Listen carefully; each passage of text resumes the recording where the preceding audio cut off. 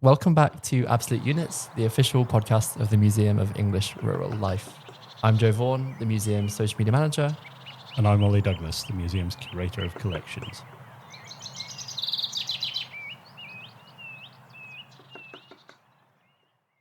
So last time around, we finished our conversation with Man in the Woods about the art he makes in response to the contemporary countryside. Yeah, it was fascinating. He's a really nice guy. Yeah, there was just two amazing conversations. A lot of fun chatting with him. This time, we're moving to a different kind of artist and speaking with award-winning photographer Amy Bateman, and specifically Amy's project, 40 Farms. So 40 Farms is a striking series of photographs across 40 farms in Cumbria, which includes the Lake District, of course. So for anyone unfamiliar, the Lake District is England's largest national park. It's also an incredibly challenging and diverse landscape for farmers and food producers. It's got a huge array of different kinds of farming going on there, which Amy knows really well because she's not only a photographer, she's also a sheep farmer. And you're a sheep farmer's son. I am indeed. Do you want to talk about that? I think I've talked about it before on this podcast, but I grew up on a mixed farm, but we had sheep, and my parents rented a hill farm. So they were also tenant farmers on an upland farm. So that's like the kind of sheep farming you get in the Lake District, and in Cumbria, but in a different part of the country. In the episode, we talk about the significance of upland farming and the distinct challenges of that. Yeah. We also chat about the inspiration behind 40 Farms, the stories that Amy discovered, and the challenges of farming among some of England's most iconic natural landscapes. Or would you call them that natural? I think natural's quite a loaded word, isn't it? And these are landscapes that have been created through human occupation over millennia. You know, they're living landscapes. People live in them, farm in them, work them. They're not as natural, I think, as we think they are, if that makes sense. Yeah. Yeah. Anyway, enjoy.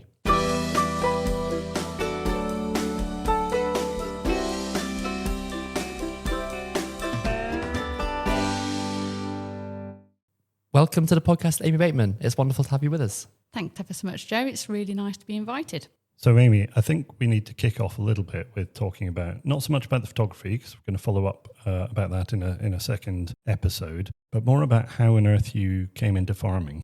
I'm obviously a farmer's son, so I didn't have much choice. Is that the same kind of route for you, or is your route in different? Yeah, it is a different route. I didn't really have much choice either because I fell in love with a farmer, and it kind of came as part of the package, which is something I'm really glad I didn't know too much about beforehand. Although I always say I wouldn't have married him if he had been a dairy farmer. But as it happened, I'm actually a farmer's granddaughter. So I grew up visiting aunts and uncles when I was younger on their farms and visiting farms. So I wasn't a stranger to the farming situations. And my mum was absolutely thrilled as a farmer's daughter herself when I said I was marrying a farmer. And yeah, just thrown myself in really over the last nearly 20 years. So that's really interesting, actually, that sense that somehow lots of us have this connection ancestrally to farming, even if we're not sort of forced into it from our childhood onwards. Do you have a connection to the same kind of farm that you have now, that you're working on now? Is that the kind of route, or are they different kinds of farming? Yeah, my grandparents farmed over in Yorkshire near Harrogate. And as far as I'm aware, it was a mixed farm. We are a beef and sheep farm. I've been put off by dairy farms and the hours that they operate by various farms that I've visited in my life. But because my husband wasn't one of those, I kind of felt he was safe. It was just fluke that he was a farmer, because when I met him, he was actually doing a lot of yoga and salsa dancing and happened to be a farmer on the side. So I'm similar. I've got dairy farming heritage, but I've never been really involved in dairy farming. My mother grew up on a dairy farm. And so I have some sense of the hours that you're talking about, but they are horrendous. Tell us a little bit about that. I mean, you've presumably met quite a few dairy farmers as part of the 40 Farms project and immersed yourself in the horror of dairy farming. Yeah, I mean, they're quite negative terms, really, calling it horrendous and horror when there are people who are working shifts in, healthcare and our public infrastructure. So it's kind of a different way of that, really. Lots of early mornings. Dairy farming is quite tie-in in that you have to milk the cows at least twice a day, if not sometimes 3 times a day, and you've got to be there for that unless you've got cover. And it's just that was the restriction in my mind that I always jokingly say I wouldn't have married him, but I probably probably still would have. You can't help who you fall in love with, can you? You fell in love with a man who's got sheep, and I know. Sheep farming comes with lambing time, and lambing time's pretty hard work too. Yes, it is. But it's one of the most rewarding times in the farm calendar. I just love lambing time. It's when new life is springing out, not just with the lambs, but the whole of the landscape and the countryside starts blossoming. And it's a great time to be outside, and it makes you feel alive because you're watching the life growing again. So that sense of spring brings me to another question. So sort of life coming into being, that love of the landscape, where did the idea for the 40 Farms project come from? And maybe could you tell us a little bit about what 40 Farms is, what the genesis of that idea has been, and what its journey has been so far? Sure, I could spend half an hour answering those two sort of questions. That sounds great. Yeah, let's go for it. Yeah. Okay, so originally the 40 Farms idea, it wasn't mine. I'd like to take credit, but it wasn't. Well, partly, I'll explain that. My publisher is Dave Felton, and he owns an independently run publishing company in Cumbria called Inspired by Lakeland. And he was aware of my work after a project called Through the Looking Glass. And this was a project in Cumbria where they put a call out to artists during COVID to share what they were actually producing whilst everybody was locked in at home. And it produced a book which he published, and there was an exhibition up at Reged. And I submitted a piece of work called Rosie's Lamb, which I think is actually in the book. And it is a picture of my daughter holding a lamb at lambing time. And it just signifies the fact that at that period in our lives, lambing didn't stop. We couldn't tell the sheep that there was a pandemic going on, don't have your babies. Life on our farm just continued as normal. We could still go out and about because it was our own land. The only difference was that we couldn't go any further than the farm gate, and the children were at home. And they were home for a significant amount of time during lambing time, which was brilliant. We actually had a really wonderful time together because that forced time as a family, and the weather was really good in that first lockdown. But the picture has got a picture of Rosie holding a lamb, and that signifies the fact that the lambs replaced their school friends and their schooling, and they worked on the farm. And so my publisher, Dave Felton, had seen this work and it explored me as an artist and approached me with the idea of a book. And his idea was 60 farms. Now, I am a farmer and we count the pennies, and I worked out very, very quickly that he couldn't afford me to do 60 farms because at the end of the day, I don't work for nothing. And I said to him, well, look, Dave, what about 40 farms? It's an alliteration. It I was going to say, the alliteration is much stronger than 60 farms. Exactly. You'd have to go either 40 or 400 farms, I think. Yeah, well, that'll have to be the next 10 books, won't it? Yeah. I just want to quickly circle back to talking about lambing. That sounds like a very special experience, being able to work in the farm with your family around. And it's interesting, the pandemic was obviously an extremely difficult and rough time for virtually everyone in different ways, but there were those strange moments that came out of it. Amy's just showed us the photo. That's stunning. Yeah, I mean, the pandemic, I know, through a massive range of different experiences for everybody. Whether you lived rural or urban, everybody's experience is so dramatically different. For us, we had primary school children, so their education wasn't massively impacted. I made sure that we still kept in touch with the school and did the stuff at home.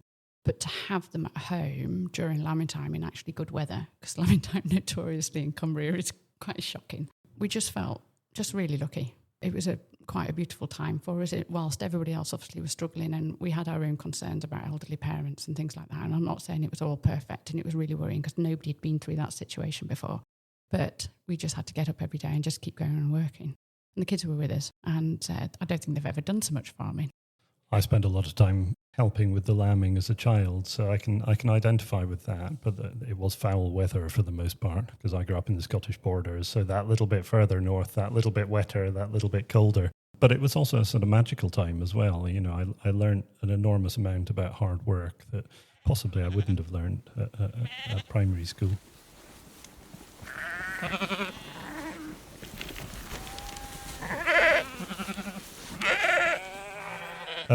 With the farms, obviously, you know, you settled on that number of 40 when you approached us about the idea of us hosting the exhibition.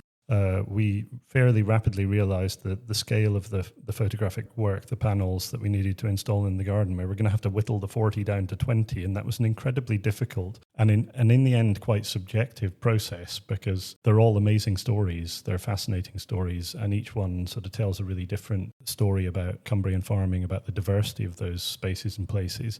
I wonder, do you have any favourites? That's a difficult question, but or were there particularly surprising, fascinating, sort of eye-opening things that you encountered that you'd never seen before?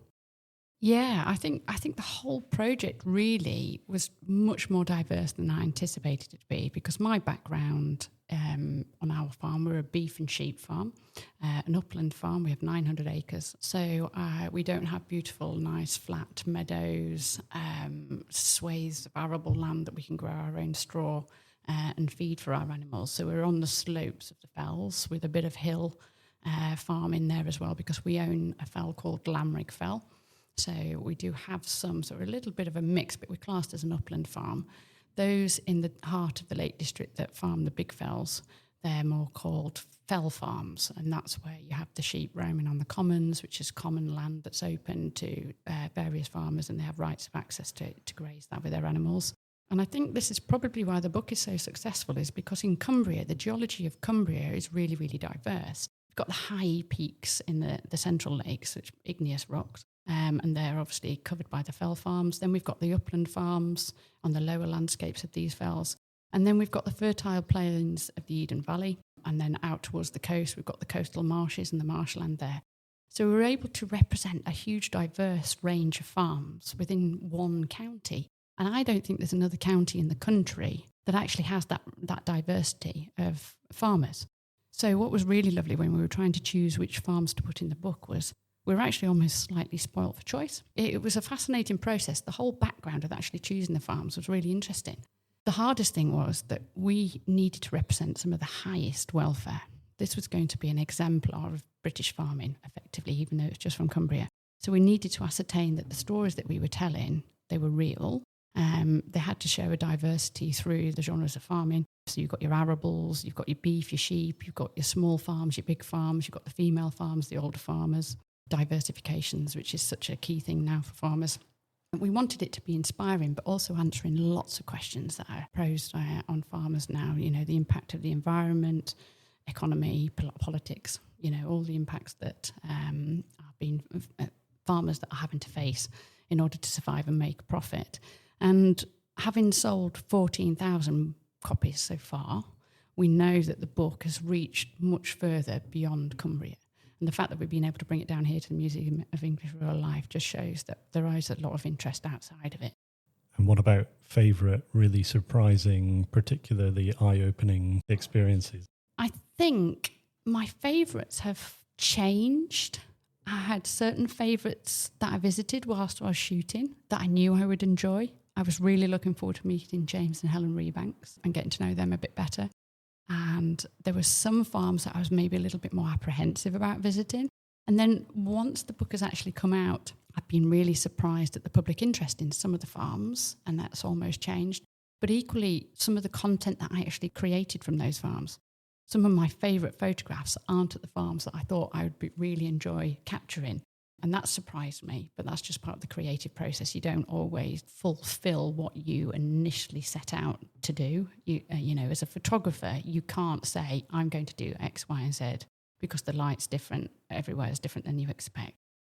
My photography, I like to tell stories. And so with that storytelling aspect, it's added to the stories. So some of the stories have actually come out, even though there's a very strong narrative in the book, and it's the farmers telling us in their words their responses to how they're changing in the 21st century. The imagery just enhances that in different ways. And so some of the farms have actually come out stronger because of the imagery, and then some farms have come out stronger with the narrative. But I think one of my favourites, and I can't really put my finger on why, was photographing 80-year-old Hilda at High House Farm. She's an octogenarian, lives on her own. And she is farming on her own because she was an only child, and her parents, somebody had to be the boy, and that was her. And so she didn't marry, and it was her role to just keep farming. So when I went to see her, I was very concerned about how the welfare of the animals would be, because we needed to make sure that these were the highest welfare conditions, and actually her animals, her sheep and her cows, because she's got a mixed livestock farm, were in better condition than maybe she was, and her living standards, so the sheep were looked after better than her. But the imagery I was able to capture that day was quite striking, because farming is going through a significant period in 21st century of innovation and change. We have a lot of machines that can do a lot of the jobs to save the back-breaking work, and it's a lot less manual, hands-on manual, and it's much more mechanical. But Hilda has no mobile phone, and so she doesn't have a quad bike, because if she has an accident, she has no way of getting help. I think she has a landline, but I had to write to her to see if she wouldn't mind me going to visit her. And so she carries out bales of hay on her back to her animals. And if it's a bit further away, a field or two away from the house, she takes a wheelbarrow. And then she has a little bit of fell, and she'll take this really old tractor that she's had from the 1960s. And watching her and how she's adapting to change was really quite fascinating, and still being able to do that. She was 79 when I interviewed her. She's in her 80s now.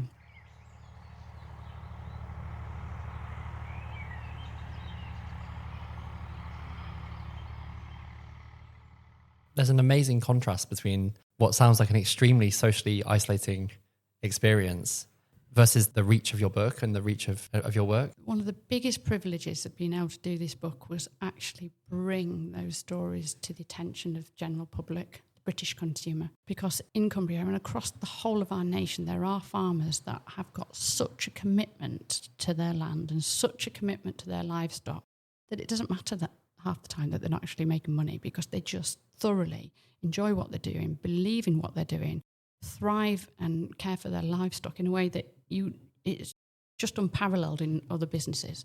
And being able to actually bring that with this body of work to the attention of the public, and to show children how their food is made, where it comes from, and being able to, in pictures and text, show these stories of this commitment to the land.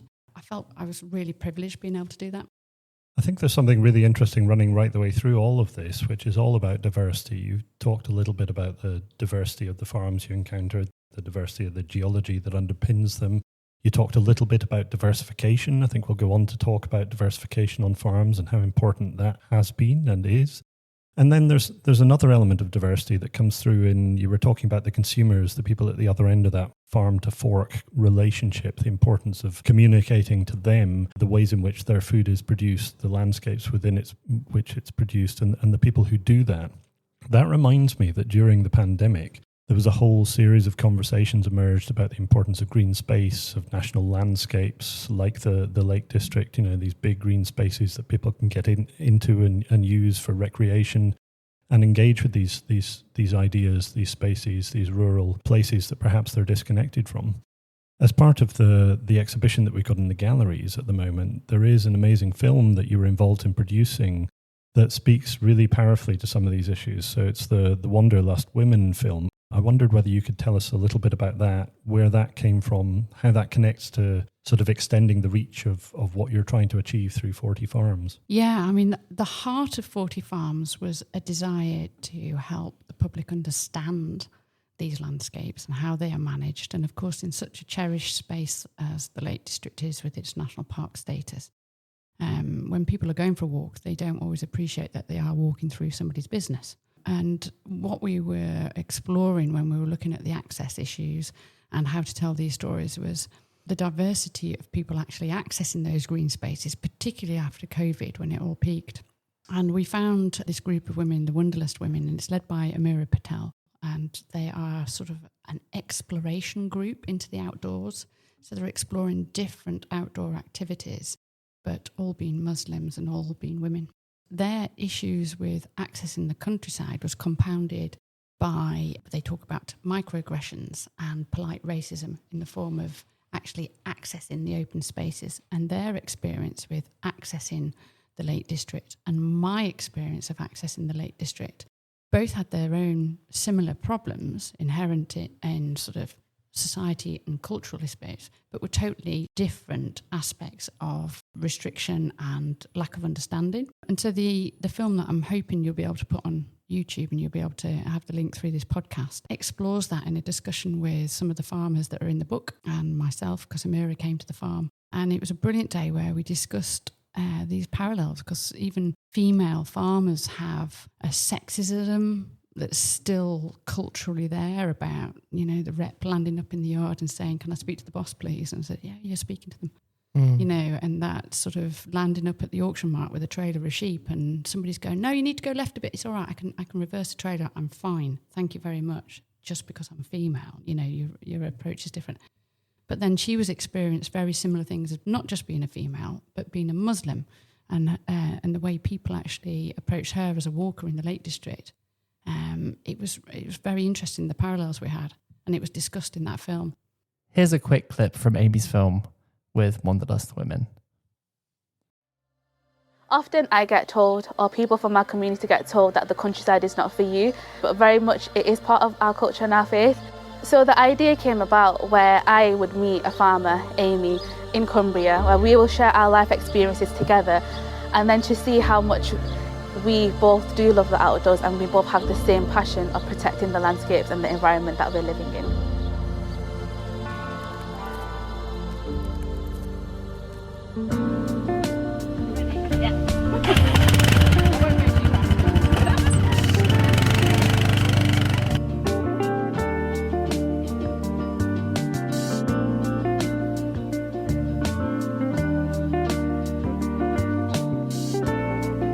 So guys, welcome to my farm. I kind of farm a little bit at the big times of the year now, but my photography's taken over.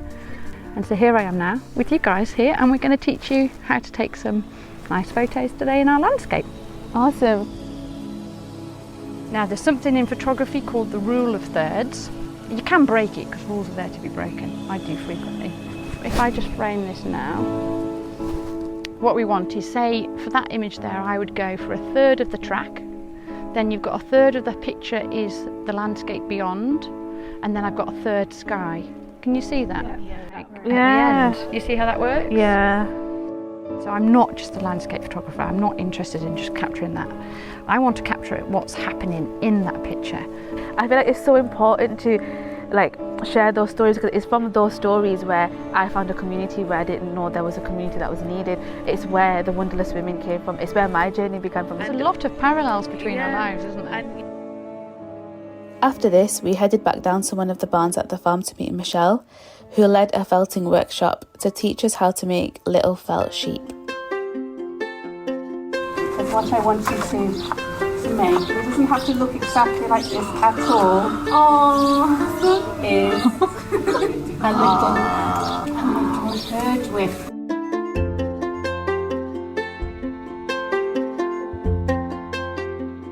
Like when I moved here, I didn't know that people actually come here to visit and to see the sheep, because they're famous, aren't they, from the Lake District? Yeah. So how have you found coming to the farm today? It just reminded me of back home in Pakistan. Just the building, the smell, the hay. You think, oh gosh, and it all the memory just come flooding back. So culturally within. I'm reminded by that film of a piece of work we did some years ago now with the artist Ingrid Pollard. Ingrid Pollard is a black British artist, and she created work in the late 1980s called Pastoral Interlude, where she photographed black people in traditional English, slightly romanticised landscapes. And these photographs are an incredibly powerful metaphor for the kind of issues that film raises, that you were talking about, in terms of people feeling perhaps out of place in a landscape that traditionally or historically might not have been a space that they were allowed into or welcomed in. This makes me think about the cherished landscapes that you're talking about in 40 Farms, that you're replicating and showing through your amazing photographs. These are landscapes that have been long photographed and also painted and recorded and written about in myriad different ways by creative practitioners that have come in a sort of long line before you, Amy. You're sort of standing on the back of giants like William Wordsworth and Beatrix Potter. Beatrix Potter, of course, a farmer and a writer, had a farm in the lakes, a sheep farm, in fact. So, lots of connections there. I wonder whether you feel the pressure of that and the pressure and weight of, I think, something like 40 million visitors to the national parks and sort of landscapes of Cumbria every year. That's a lot to live up to capture that experience and sort of communicate it. I don't see it as an obstacle. I see it as an opportunity. the way my photography has developed is that I enjoy storytelling and I want to tell stories with my photography. And I feel really privileged that my love of agriculture and my love of photography blend together to be able to help people to understand the landscapes and understand where their food comes from, and to show that actually British farming are doing fantastic things. They are really supporting nature whilst producing high quality food. They are rewilding landscapes with livestock, which are the answer, while still being able to boost our food security. And I just wish sometimes that the politics didn't interfere quite so much and we could be supportive, being supported more in these nature-friendly farming practices, which they're doing a fantastic job. And so the opportunity that 40 Farms has thrown up to be able to help tell these stories, even just to a handful of people, the more people I can show these stories to with these outdoor exhibitions, the indoor exhibitions, the book, then it's only going to just help people's understanding of the landscape, so that when they're walking in the Lake District, they'll understand why the farmer is moving the sheep and why the gate needs to be left closed and why you need to keep your dog on lead. And it's just that, it's that mutual respect. The landscape isn't there just for the walkers.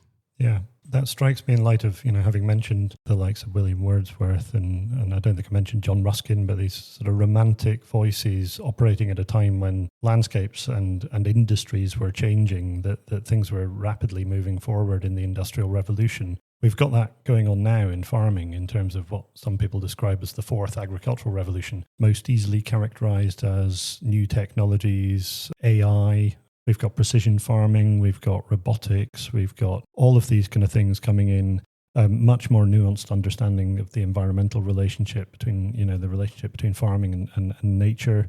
Lots of change, all capturing this kind of amazing moment of innovation. Farmers are always innovating and they're always adapting, and there's always change and progression. And I think running right through that is, of course, farmers doing other stuff as well, like Beatrix Potter writing, like you taking photographs, Amy. I wonder whether you could talk a little bit about some of the diversification that you've encountered during 40 Farms, the sort of other things that people are doing as well as producing food in their complex, busy lives. Yeah, I mean, it's very interesting that farming is generally a profession that doesn't change very fast. Changes are made through generations of the livestock, through the changing of the seasons. Things can't change very quickly at all. And yet we've been thrown into the 21st century, smack bang kicked into a massively changing society where food choices are maybe not as high up on people's agendas as they need to be. The rise of UPFs and the desire to grow cheap food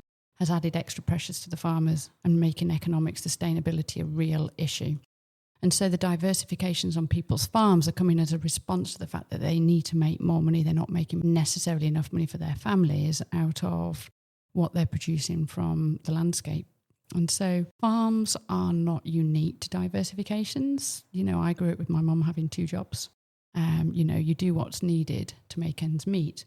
And farmers are just rising to that and using the opportunities that maybe the assets that they hold can then add extra value to their landscapes. And the diversifications in the book, I hope, are inspiring to people, maybe new entrants into the industry, but also they show the need to diversify. And I don't think there are many farms that are able to support themselves without diversification. Inherently, somebody on the farm will be going out and doing a different job to bring in extra money, even if the diversification isn't just on they're in our own space. We've obviously diversified on our farm because we have 2 glamping pods, and we offer experiential tourism through my photography. So people come to my farm and learn photography. They stay in the glamping pods and I show them around the farm and how to use the cameras and things. So that's my unique take on it. There are many other diversifications in the book, from making cheese out of goat's milk, out of sheep's milk, out of cow's milk. There is soaps, there's accommodation, there's selling from the farm gate. So you can buy produce from the heart of the Lake District that's grown up on that farm that hasn't been anywhere else other than maybe just a slaughter. And it's quite amazing that the farmers are able to diversify in such unique ways, just in order to survive, and that's their business. And the entrepreneurial spirit really comes out in some of these stories, and I really hope that they can inspire people as well as educate them to the need that actually we need to pay more for our food.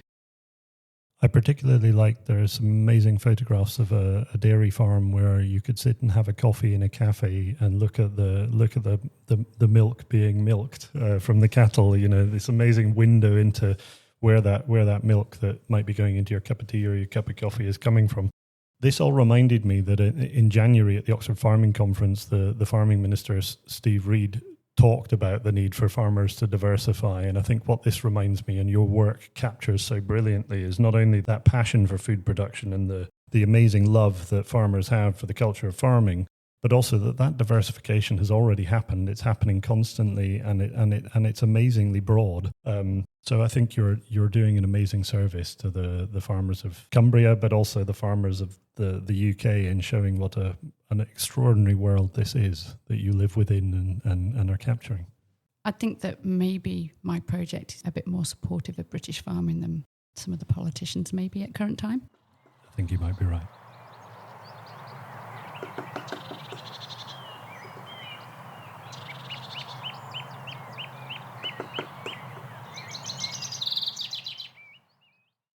This sort of brings us full circle to the sort of contemporary capturing of farming. You're building a new record that I guess is doing something that the museum's collections have tried to do for generations past, and often collections only come to us after some decades, and farming, it may move slowly, but it does move on and it does change. So there's a continual need to update these records and grow the archive that we have here at the museum.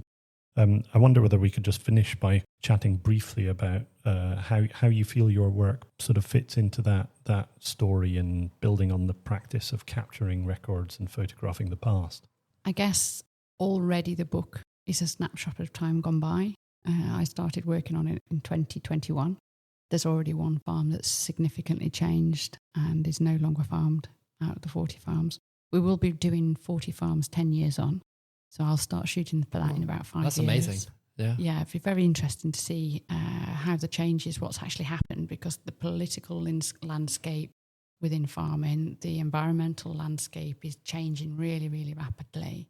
And these financial pressures that farms are under in this post-Brexit world, where we're making trade deals that are not with countries that share similar welfare standards, it's really putting pressure on the food production in our country. And so already the book is in the past, even though it's a discussion of 21st century's conversations have changed the 21st century.